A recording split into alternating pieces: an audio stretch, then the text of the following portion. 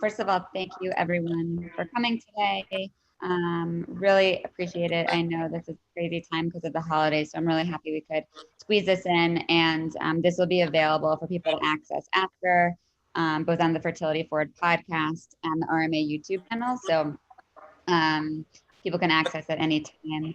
So I think that this is sort of part two of what we've called our Hope and Healing panel. The first one was last month, also with myself and Dr. Sikhan, and we focused on pregnancy loss and infant awareness for that month, and we had also a patient perspective then and a mental health professional from pregnancy loss support program. And so the goal of this panel is we are now bringing on, besides myself and Dr. Sikhan, we have Ariel Schnur, who is a nurse at RMA, and we have Rachel Hess, who is going to provide a patient perspective. And so for this panel, I just wanted to focus on kind of fertility treatment in general. So more of just an umbrella perspective of this is what it's like to be a patient, this is what it's like to be a nurse and a doctor in the space, and then I'll provide the mental health commentary, and we can just sort of have an organic and flowing discussion to hopefully shed light on what this process is like, both for current patients, potential patients, and then also family and friends, for people that have loved ones going through this who kind of don't understand. So I hope this really can serve to educate a wide variety of people and just shed light on something that affects so many people, as all of us in this space know, but I think people outside of it still kind of don't understand. So I guess without further ado, I would love to have Dr. Sikhan start by just sharing the medical perspective. What is, IVF? What is IUI? Tell us kind of the broad facts about those treatments, and then we'll go from there. Sounds good. So I could talk about this forever, so make sure you cut me off if I'm taking too long. But yeah, no, I mean, I spend day in, day out talking about this with patients, and this is something I'm really passionate about. I think there are a lot of misconceptions when it comes to our fertility. We don't really receive any sort of education about our own biology other than how to avoid getting pregnant for, the first half of our lives. And I think a lot of patients who come to me, especially if they're coming to me for a reproductive checkup and they haven't really gotten deep into, trying to conceive, a lot of people are shocked when they find out how inefficient human reproduction is. And that's for everyone. I'm not talking about for anyone with an actual diagnosis of infertility. I'm not even talking about patients who have been trying on their own. In general, we know that there's about a 10 to 15% chance of achieving pregnancy from any given ovulation. And it's because there's just so much drop off, and it's so different from the biology of certain animals. I mean, humans just have the most inefficient system, starting with the fact that you are limited to trying during this 2-day, 3-day window every cycle. Not everyone gets a cycle every month, right? So that's the first point of inefficiency. And then the second thing is that even if you time everything perfectly, if you have a clockwork cycle, it doesn't guarantee that every egg is going to be fertilized, turn into an embryo, be genetically normal and healthy, and actually find the right spot of the lining in the uterus to implant. So it's all of these independent events that we're expecting, to line up perfectly. And it can be really frustrating. And one thing that I always explain when I talk about assisted reproductive technology, ART, or different types of fertility treatments, is that they're really just geared towards trying to improve upon the inefficiency and make it more efficient. And there's laid back approaches where you're not doing anything, that aggressive, but you're doing small things, you're tweaking things here and there to try to improve the odds. It's almost like gambling, like taking medications to release 2 or 3 eggs instead of just 1 egg every month. And then at the same time, taking the sperm, concentrating it, and injecting it at the top of the uterus. That's called an intrauterine insemination, in the hopes that you're just improving the odds of getting the sperm and the egg to interact. And that helps, but it's a marginal improvement on that 10 to 15% chance of success. So maybe it improves your chances 5 to 10% max, right? So I always tell patients, when you're thinking about the lower tech treatment options, so options outside of IVF, usually, lower on the ladder of aggressiveness, if you're thinking about it that way, when you compare the different types of treatments, it does make sense that persistence pays off in that type of treatment option for some patients, right?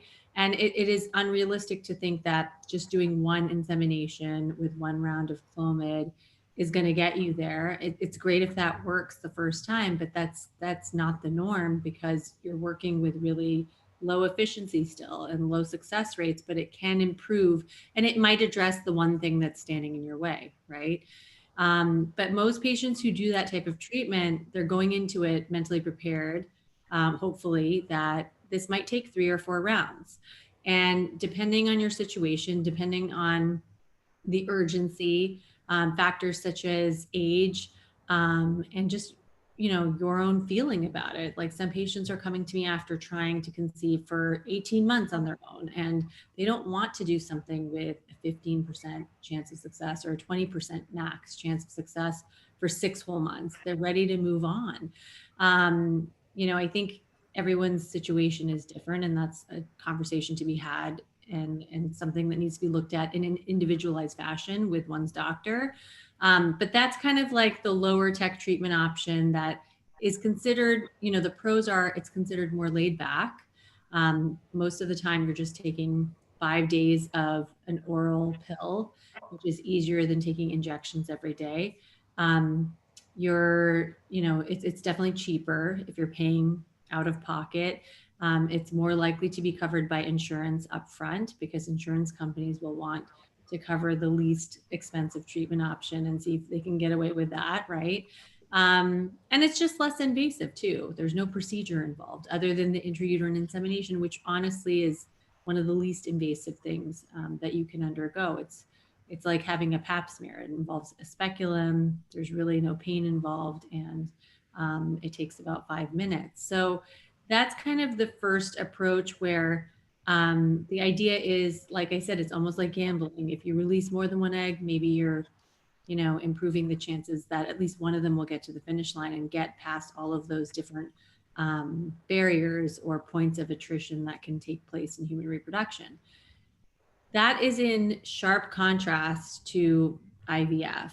And, IVF is a completely different ballgame, in that you don't worry about stimulating too many eggs. And because the downside of the first treatment option I just talked about is the gamble is that you could release, multiple good eggs, healthy eggs, without knowing, because you can't tell by looking at it on the ultrasound.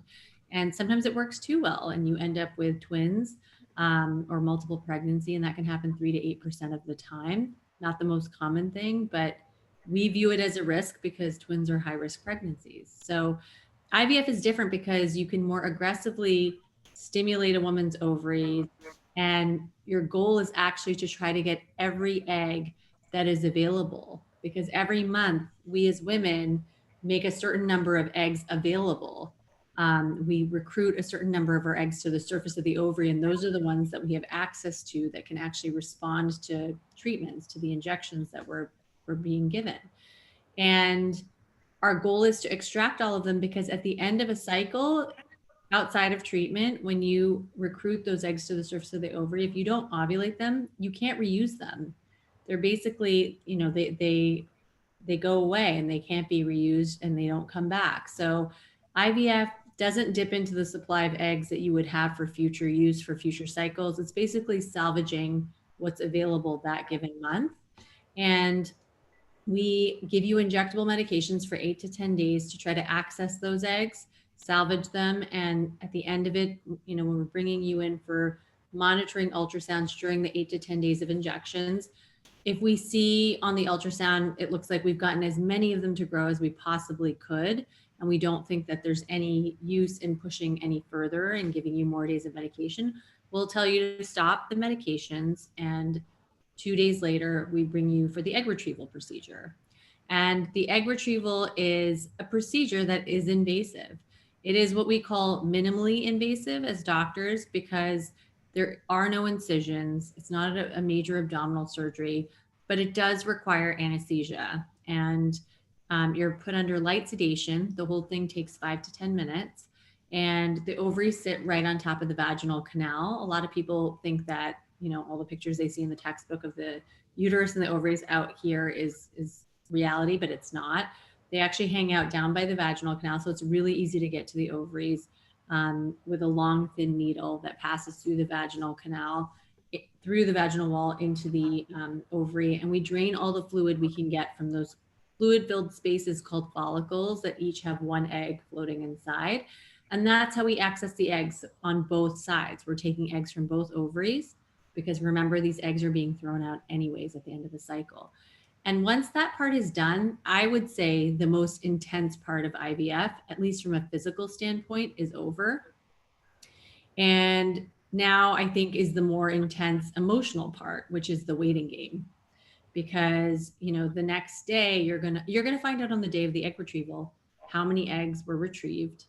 Now, one thing that people don't focus on or think about is that not every egg that is retrieved is useful. They have to go through different phases of maturation, and mature eggs are what we were looking for. And, an ideal successful stimulation, the majority of what's retrieved will be mature and can be injected with sperm.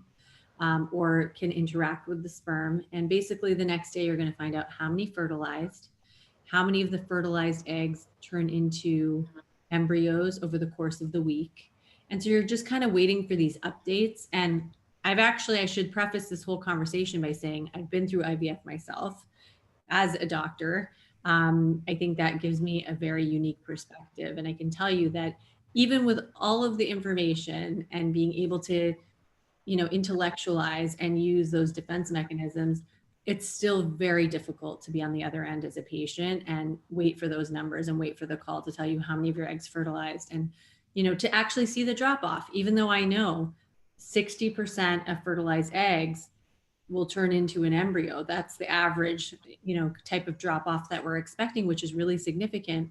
It hurts when you see it happen to your own eggs, right? Because you really want to every single egg to make it. But it's a fact of nature that there's just going to be that attrition, and it is a numbers game, and the numbers do dwindle down. But if you're doing genetic testing, then that's an additional step where on day 5, 6, or 7 after the egg retrieval, you're going to get another update about how many of those embryos that resulted could actually be genetically tested. IVF is a unique treatment option because it's the only one that allows you the opportunity to get that information, to find out how many chromosomes each embryo has. When you're ovulating eggs inside your body, you have no idea about the quality, and our body doesn't have a quality control process. It's just at random. But when you do IVF, there is a lot more control and precision because you can get that genetic information. And then we can freeze embryos. There's so many options available. You can freeze embryos. You can put an embryo back fresh, meaning not frozen, a week after the egg retrieval. And there are nuances and differences between the different treatment options. But in general, the main differences between IVF and the first treatment option we talked about, which is called ovulation induction and IUI, is that IVF has a higher success rate. It is more efficient because you're working with as many eggs as you can possibly get from the ovaries in that given cycle. And it allows you the ability to do genetic testing, which means if you're able to find a genetically normal embryo, your risk of miscarriage is lower than if you were to get pregnant on your own or get pregnant with IUI, because you've already weeded out the embryos that are at highest risk of miscarriage. And because if you are genetically testing an embryo and you know that it's a high quality embryo, or it's from someone who you presume will have embryos that have a very high chance of implanting, you're only going to put back one. So the risk of twins is much lower. Again, I'm saying risk because they're just higher risk pregnancies. The risk is probably like 1 to 2% because an embryo can split, a single embryo can split, but it's not very common. And those are the main differences. Now, the downsides of IVF are it's a lot more work. It's more expensive, especially if you're paying out of pocket and you don't have coverage. And I think it is more emotionally taxing because of the physical, emotional, and financial investment. And a lot of patients are, if they're transitioning from a lower tech treatment option like IUI to IVF, and if that for some reason isn't going well, or the drop off is sharper than expected, it can be really disappointing because a lot of us view IVF as this magic bullet. It's, going to be the successful aggressive treatment option that you can lean on if all else fails. And so it is definitely more emotionally taxing to go through IVF. Those are the main differences in my mind. Thank you so much for such a comprehensive overview. I think that was really incredible, really detailed, and hopefully shed some light for people. I think the one thing I would say is I think a lot of people, they get super overwhelmed because it's so much new information. Right. That's a lot. And most people really come in and they have no idea that there's even, different phases of a menstrual cycle. They had no idea. And so I always tell people, you don't need to know all of this. Like everything you just shared, no one needs to know all that. That's what the doctors are for. People will walk you through this, explain things to you. There's great ways, videos, reading, et cetera, to understand this. And I think at the beginning, I remember myself when I was a patient, it was super overwhelming because you're faced with all these options and it's a lot. And so I think, to also understand, you don't need to do all of that. It's definitely a learning curve and a process. And that's what, someone like, I'd love to bring Ariel into the conversation, fertility nurse. So what exactly does a fertility nurse do? So it's a great question. I've been a fertility nurse at RMA for 5 years now, over 5 years.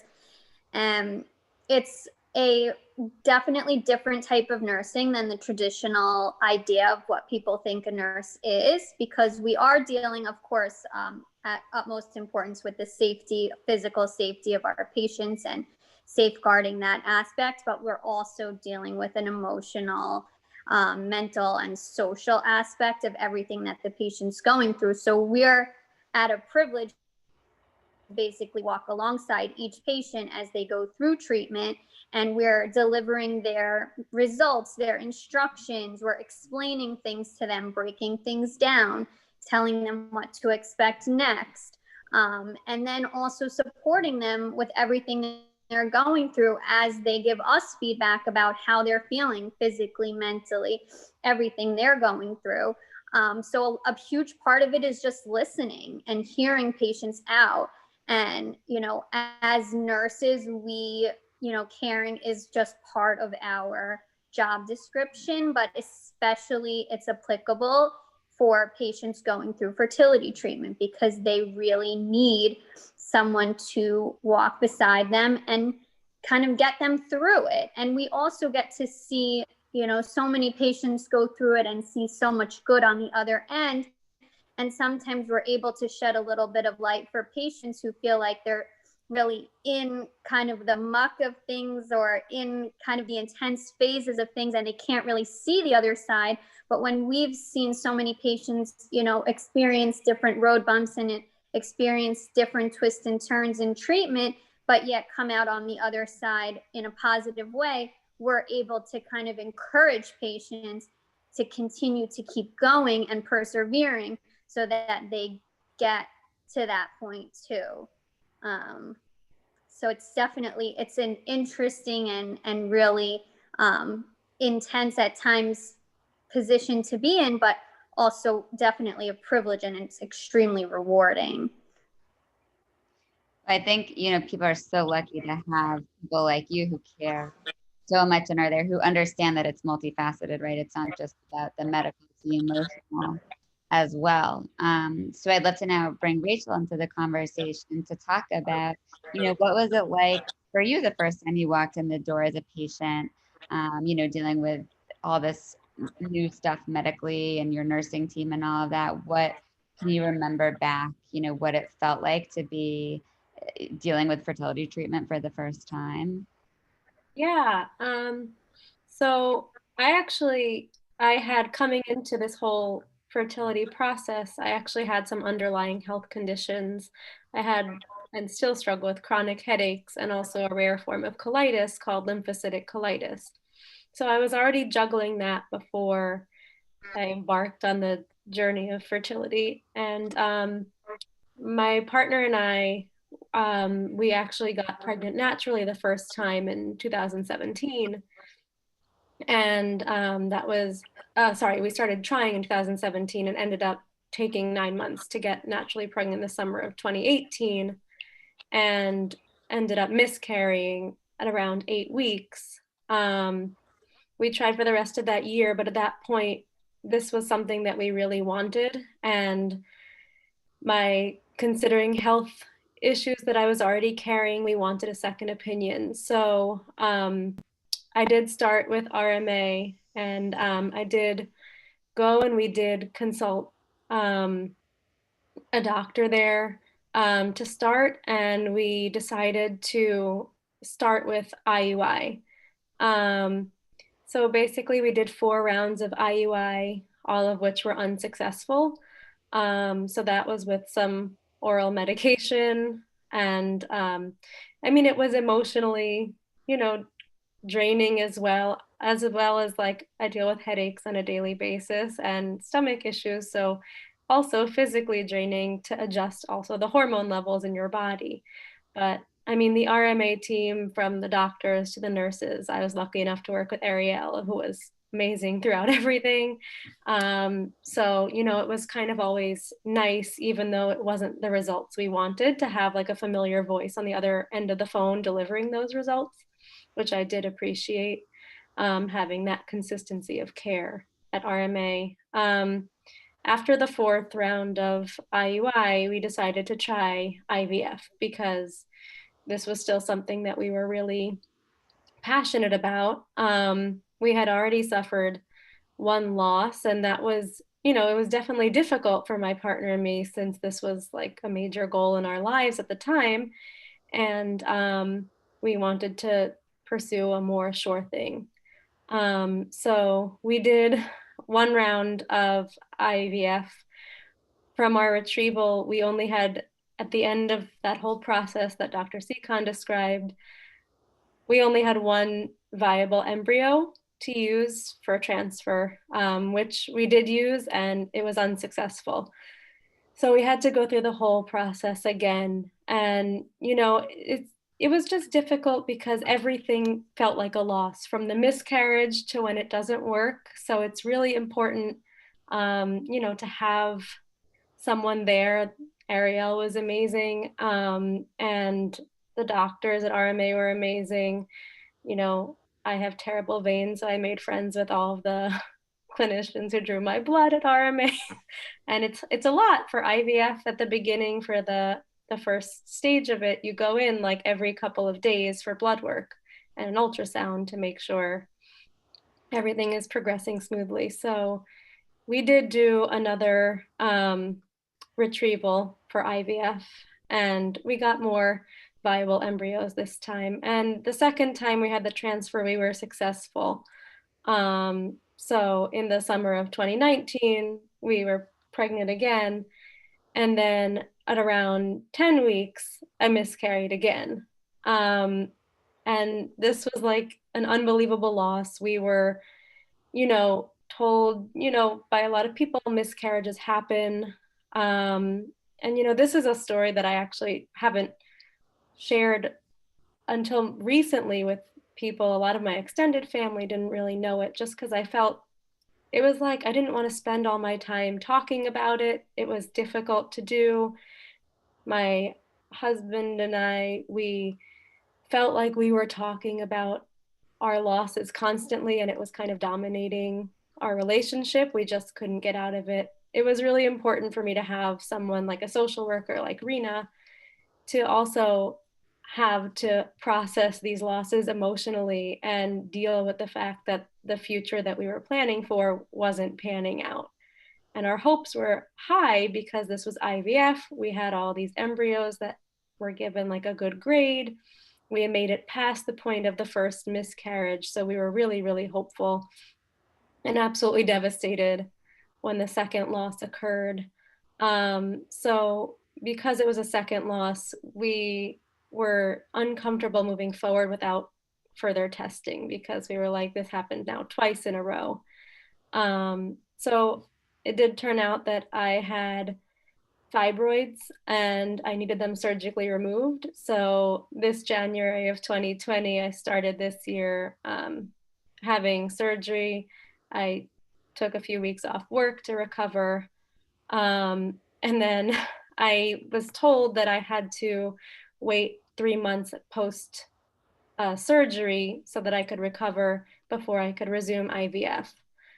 And just being told that you have to keep waiting, you know, there's time between each cycle and when you're able to do IVF again. So the waiting just made it that much harder. It just felt like a lot of time wasted. But, you know, we were reminded that the surgery was a step in the right direction. We got the advice from people at RMA that that, you know, seemed like it could be negatively impacting the pregnancies. And you know, we remained hopeful because we had gotten pregnant, you know, a couple of times already. And so we waited those 3 months. And then, of course, COVID hit, which it seems like we both had at the beginning of March. So when I had what we thought was COVID, we couldn't get tested at that time. It took my colitis out of remission. And so my stomach issues were too bad to resume IVF then for another couple of months. So after all of that waiting, we were finally able to resume IVF in the summer. So that's kind of where we left off. And we, you know, were really happy with the treatment and like the care that we've gotten at RMA. They have like amazing counseling services, which has been really, really wonderful. Especially because I was uncomfortable going to any kind of support groups. I didn't really feel like I wanted to be all around people that necessarily were struggling, and it was a lot to take in. So I, you know, I was able to be connected with another patient at RMA who, you know, it turns out we actually have a lot in common past our fertility issues. And we, you know, we have become kind of like friends, pen pals, and text like most days of the week.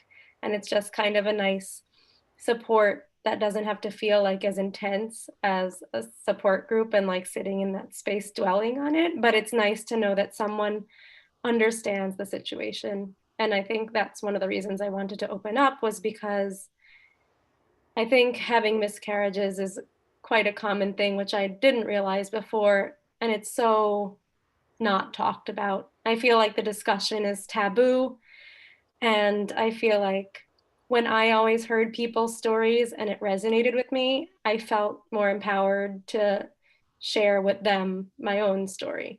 So, you know, I think that it's important to hear other people's stories, especially if it's something you're struggling with, so that, you know, you're not alone and that you have people there who understand what you're going through.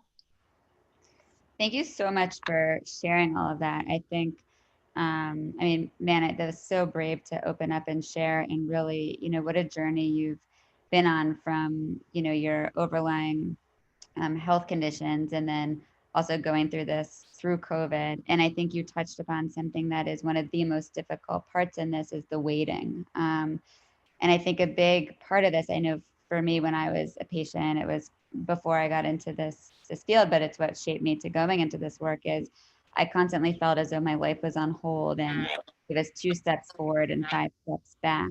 And I think understanding how to deal with that and talking about that is really important, because it's tough. And maybe you can speak more, you know, after you had the surgery and you had to wait for 3 months, you know, how did that feel? You know, I know for myself, something similar happened to me, and it was sort of, I just felt like I was like a sitting duck. Like all I wanted to be doing was trying to conceive. My life was on pause, and it was like, what was I supposed to do? Go pretend that you know, everything was fine and I had some semblance of normal life. It was really difficult. And I think it's something that so many people experience. Yeah, and I mean, I think a lot of the time leading up to the surgery, I think it was the emotional work was around accepting that I'm getting the surgery and there will be 3 months that will not be able to move forward with IVF. And I think that by the time I had the surgery, I had come to terms with the fact that, after talking with a lot of people, my husband, counselor, friends, family that I did share with, you know, we decided to view it as these are 3 months that I'm taking to get my body into the shape to make it more likely for a viable pregnancy to occur and one that might, continue to term. So viewing it that way, I was able to recuperate and give myself that time. And of course, it was a big blow after those 3 months, but getting COVID and then the stomach issues again to have to wait even longer. That felt like a loss, even though it wasn't necessarily a miscarriage loss. It was definitely a loss on the journey to continuing. And it was definitely hard. There's tons of anxiety throughout this whole process. And, especially after a loss, you're always worried about the next time. What if something goes wrong and how can I go through that again? So, and I think sharing when I did find out that I was pregnant each time, I think sharing that with immediate family was really helpful because I don't know how I could have gotten through the miscarriages if no one had known I was pregnant and I hadn't been able to tell anyone what had happened. Mm. I needed the emotional support from so many different arenas, and it's impossible for one partner to provide all that. And, like, even though he wasn't the one getting the injections and the transfers and everything, it was a loss for him too. It was his future that also changed. So I think keeping that in mind, like having the support system and, being able to feel comfortable and opening up was really something that has been helpful, especially the latter part of, this fertility journey is that, realizing that I can depend on those people and especially learning as I've gone through it about other friends and family who have been through similar situations. I think I mean, you touched upon everything that's so important. I think, it definitely takes a village for this process, and whatever that village means to you, if you're comfortable in support groups, having an individual therapist, or whatever resources you choose to put together, I think that it certainly takes a village, and that this is a marathon, not a sprint. Um, and I think it's important people build out support. So, as you said, you can't rely on one person to fill all of your needs. And so I think that really is a very critical part of the process, for sure. And then I guess I would ask both Dr. Seacon and Ariel, what would you guys say is the most difficult part of your job? Hearing Rachel's story and the personal aspect of this, as much as we may try and create boundaries and separate ourselves, and have a work-life balance, I think, our work is so, we're working on something so personal to people, right? We're trying to help people family build. And so I think it's so easy, we love and care about our patients so much. What would you say is maybe the hardest part of your job working in this space? For me, I think as a doctor, people look to you for guidance. And my comfort zone is when I know exactly what to do, I know exactly what's wrong. And it's like the algorithm just kicks in and your training kicks in and you feel like you're in your comfort zone and you've got this. I think the hardest thing to do to deal with is when you don't necessarily have all the answers. And I think the most important thing as a doctor in this space is to be able to admit that. There are certain things we can't test for in our field. There are certain limitations. And we're not always going to know why, for example, a genetically tested embryo doesn't implant or why a miscarriage happens. We're not always going to have the answers. And that is one of the hardest things, because that's what we want to provide. We want to be able to give closure, comfort, a solution. And that's the thing that I struggle with day in, day out, when there is a lack of answers. And I make a concerted effort to be as honest and forthcoming about that as possible, because I think a lot of people, come into this, especially if they don't know a lot about IVF and the process. I think a lot of people overestimate sometimes what science can achieve and what we can test for. Like, there's this misconception that you can do every test there is, and really drill down to what the issue is, and come up with a solution. And I think, just being really real about the fact that that's not the case. And I think just providing support to patients, and providing support without having to have all the answers. I think that's a challenge. Yeah, and piggybacking on that, in addition to not always having scientific answers and reasons, there's also no magic words that we can say to make the situation less devastating and less upsetting, and to make it feel better, which is what we want to do so badly. And delivering the news that someone's pregnancy test is negative, or that someone's having a loss, or that their genetic testing results are not what we had hoped for. All of that is very, very hard to do, and it never gets any easier to do. And that's really where just the listening aspect comes in, and being a support to just be able to listen to whatever feelings and emotions that brings up for the patient. And it is just difficult not having any magic words to say, and just to not be able to make it feel any better, and not knowing when it will be made better, or how it could be made better. It's definitely difficult in that aspect. I agree. I think a lot of times I tell people, I wish I had a crystal ball so I could tell you what's going to happen and hang in there, or try to make a pill to make this better. And we don't, none of us do. And I think that is one of the hardest things when we're seeing a patient struggle, and we can't tell them, well, okay, just one more cycle and you got this, or just two more cycles. And we have to kind of just walk the journey with them, and do what we can to help them find their strength and find their path.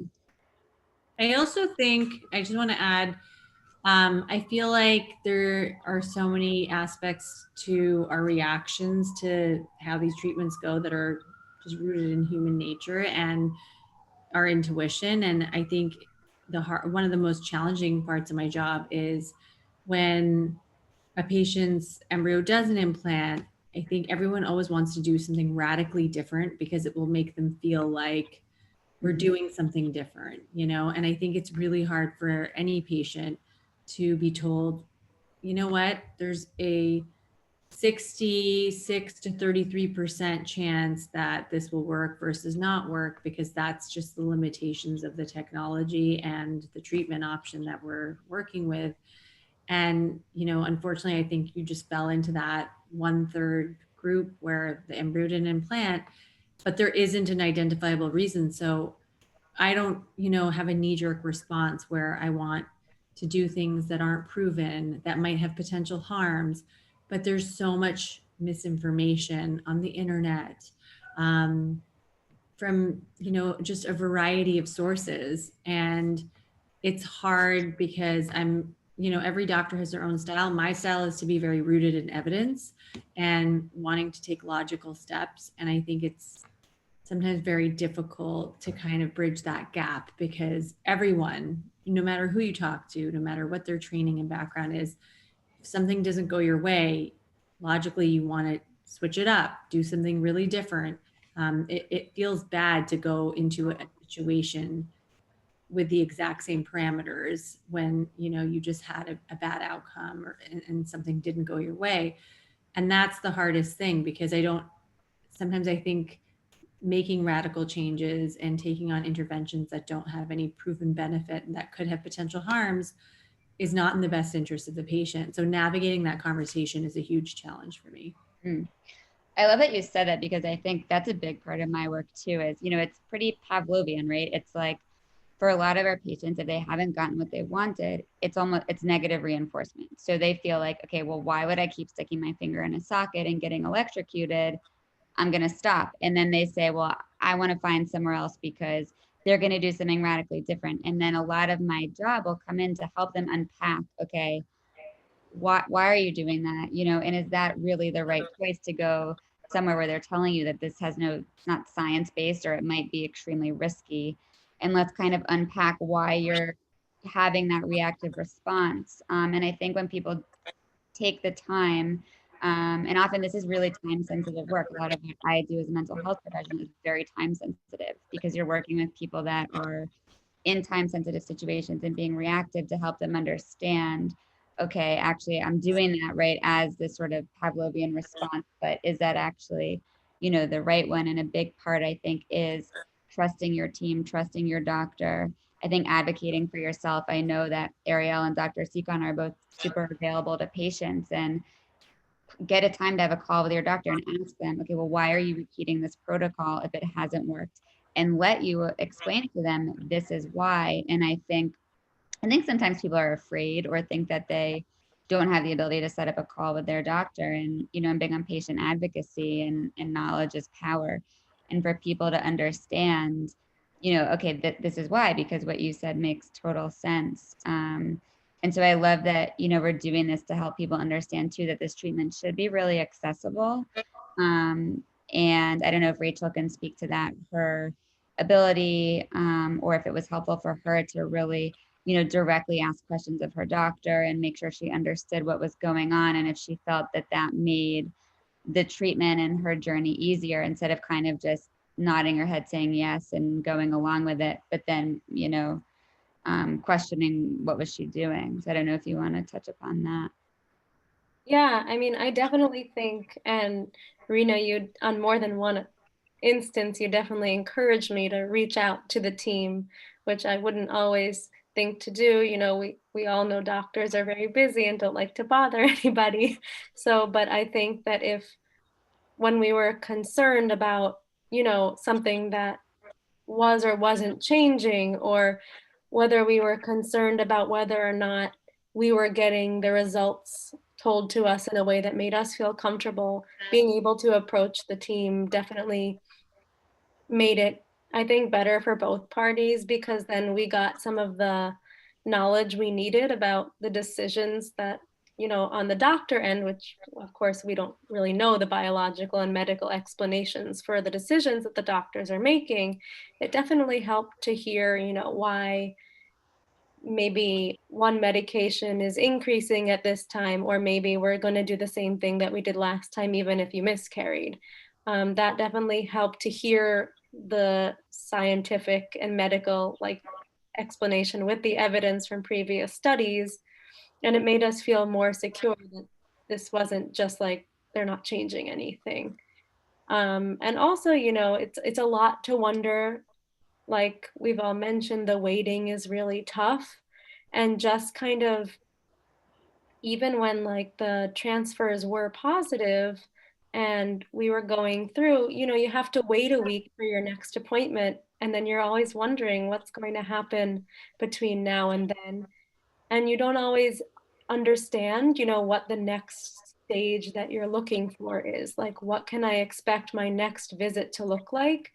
And being able to speak that aloud to my team really helped, because then my partner and I, when we went to the next appointment, we understood what they were looking for and what potentially could be a pitfall if they didn't find, or it might just be too early to tell. So I think just having that knowledge made it easier to manage our expectations. I think that's true, and something I definitely encourage of patients is to come up with a plan, so you always know what's coming next. And usually I work with people so they know what's going to happen regardless of outcome. So if you're going into a transfer cycle, I'll help them come up with a plan so they know what are the next steps if the transfer gives them a positive result, or what are their next steps if it gives them a not positive result. So people always know where they're going forward, so they always feel like they're moving ahead in the process.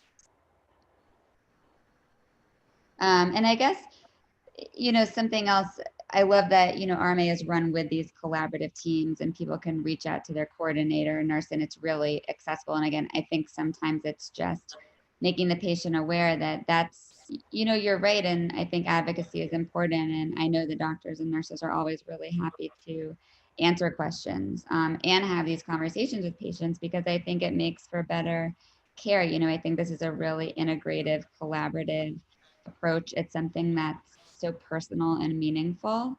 Trying to family build is huge. You're gonna, majorly impact somebody's life. And, as I think Ariel and Dr. Sikon said, it really is an honor and a privilege to be led into someone's journey. And so I think we all want to do anything we can to honor that and help you through that. And I feel like it's important to find a doctor and find a care team that you can be honest with.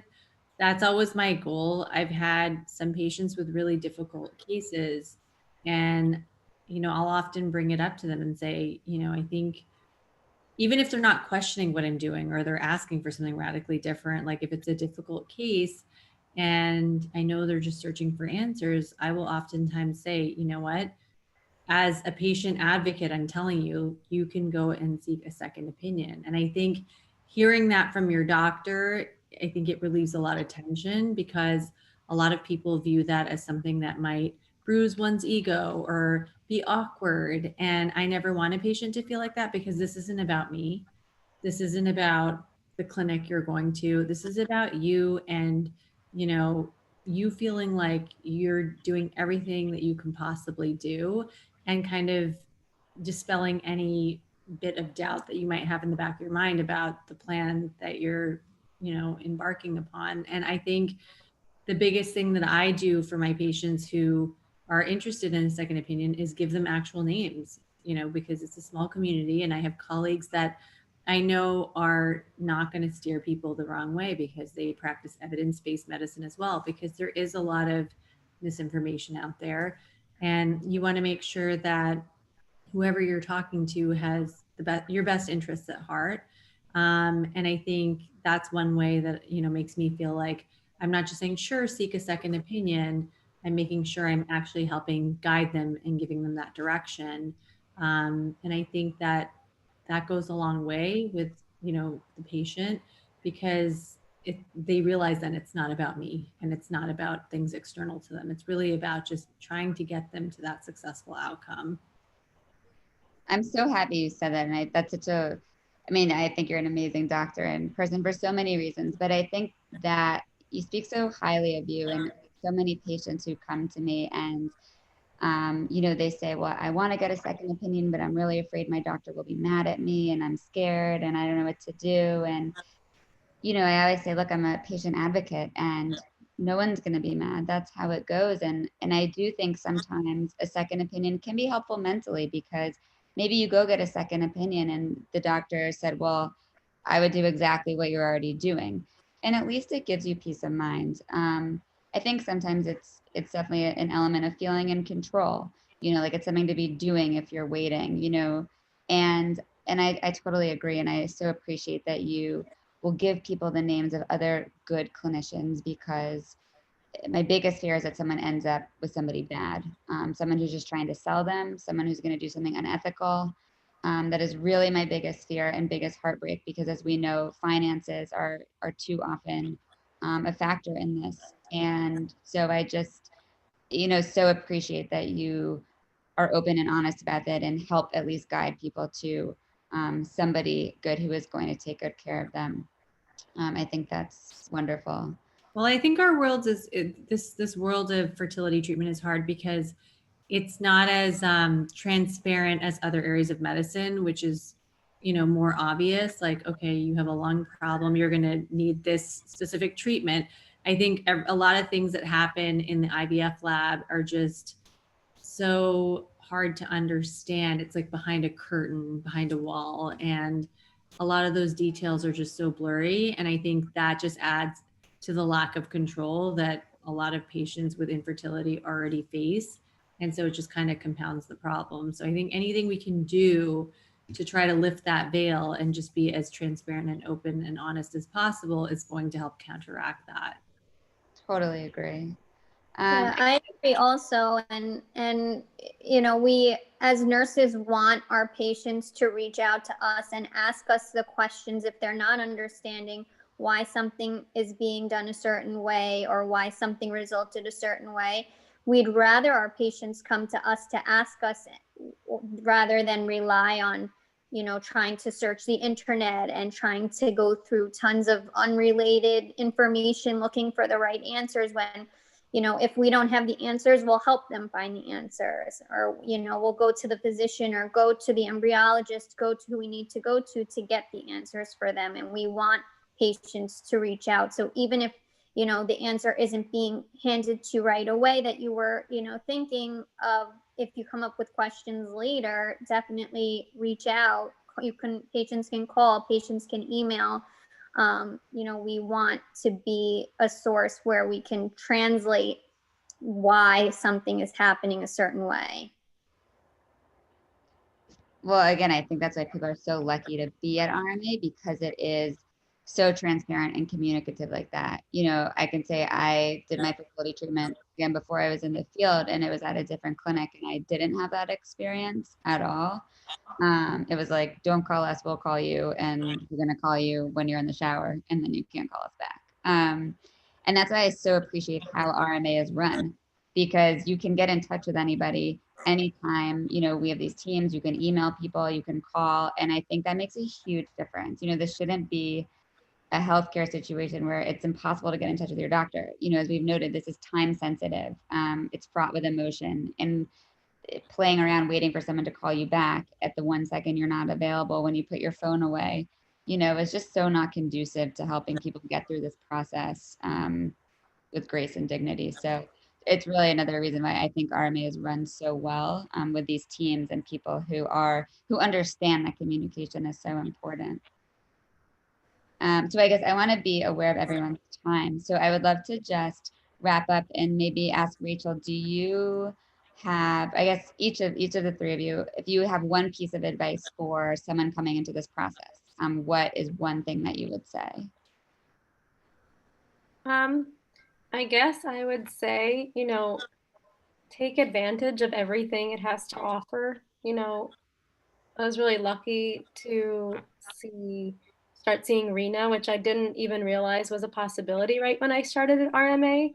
And I think, you know, I probably would have liked to start, you know, that earlier. I was seeing an outside therapist that definitely wasn't a fit for me and didn't understand much about fertility and the journey of going through the process. So it definitely helped to be speaking with someone who had, you know, background in it and, you know, worked for RMA. And I think, you know, and I think just, you know, not being afraid to reach out if you have a question, like you were saying, I think is important. You know, this was the first medical practice that I'd worked with where I was able to get in touch with a receptionist for anyone every time I called. And it wasn't like I had to call 6 times to get someone to call me back.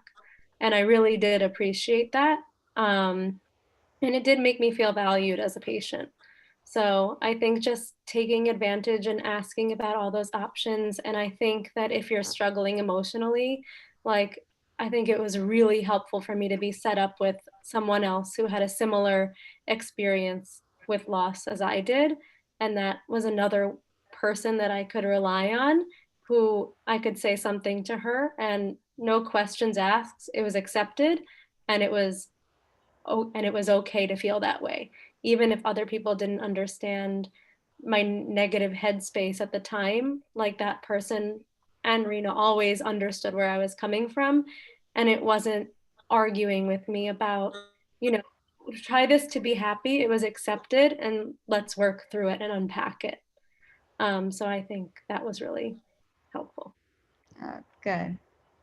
And I guess I'll interject there. I'll say sometimes if you are looking for someone who has gone through this, a really great resource is called Fruitful Fertility. And they're an app, and you sign up for a mentor and you can be matched with someone that's already gone through it, who should hopefully be someone like Rachel found, a connect who gets it. They don't judge you. They don't tell you just to relax. So Fruitful Fertility is a really wonderful resource. Okay, so Dr. Seegon, what would your words of advice be? I would say, because someone said something earlier about, doctors being busy. I would say, any patient going through this process, I would recommend not assuming that your doctor is too busy and that your doctor doesn't want to hear from you.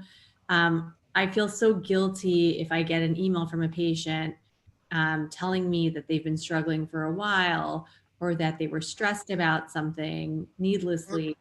And it could have just been rectified if they had reached out to me sooner, and I could have just kind of nipped it in the bud. So my preference is always to err on the side of over communication. And if you have a problem or a concern, or you're feeling lost in the shuffle, I had a patient recently who, I saw, maybe it was because of COVID and everything getting kind of stretched out timeline wise, but she wrote me this email that just like really got to me, because it said something along the lines of, I met you so long ago, and now I'm finally ready to go through this process. As I'm sure you're aware, my cycle's about to start in a few weeks, and I just feel like it's crazy that I haven't talked to you, and I'm feeling, really disconnected. And I was like, okay, I'll call you tomorrow. Like, it's that simple. But I think a lot of people assume that their doctor's too busy and that they should only bother them if there's an emergency or, something really major going on.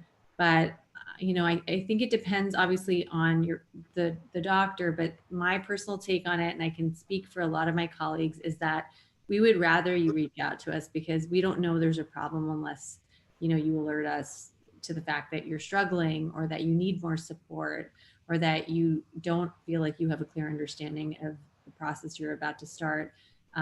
So yeah, don't be so overly considerate. I think it is important to advocate for yourself and reach out and ask for whatever it is that you need. Ariel, that was beautiful, Dr. Seegon. Yeah, I totally agree. And, also so simple but so important is for patients to take care of themselves and to do things for themselves during the process that will help them physically and mentally. And something so simple as to pay attention to hydration and make sure they're getting enough fluids, make sure they're eating meals and having snacks and, throughout the day, just doing things they enjoy, seeing people they enjoy, or hobbies, or television, or laughing, just doing things to make sure that they are well taken care of and in a good headspace. And it makes the entire process, easier. And, if they need recommendations for, things to do, we definitely have, tips that we can give, on what movies are funny or TV shows are funny and are distracting. But it is simple but really important, because it takes strength to get through the process. And in order to replenish that strength, someone needs to, come from a place of, at least being able to, go through it from, a healthier standpoint. Mm. And I just want to add something. I always knew that the nurses played such an important role, and that it wasn't just the doctor and the patient. It's like this team approach, especially at RMA, because I did my training at RMA as well. So I've always been aware of that. But since starting, as an attending, meaning, seeing patients independently and not being in training, I will say that I've really noticed that anytime I'm discharging a patient from our clinic and we're saying our goodbyes and it's on a positive note, I feel like the stronger bond tends to be between the nursing team and the patient, because I feel like they really are in contact with the patients so often on a daily basis, especially if they're going through IVF. And so it's almost like you become friends with your team and your nurse, especially because they play such an intricate part of the process. And I feel like they do a lot of hand holding and emotional support. And I feel like our nurses are just amazing. We definitely try. We try to do everything we can, but as a team, everyone is here to help the patient. And, it's definitely something that, thank God, see more, positive than negative overall. And, we're just here to help continue that and keep improving on it and make it happen.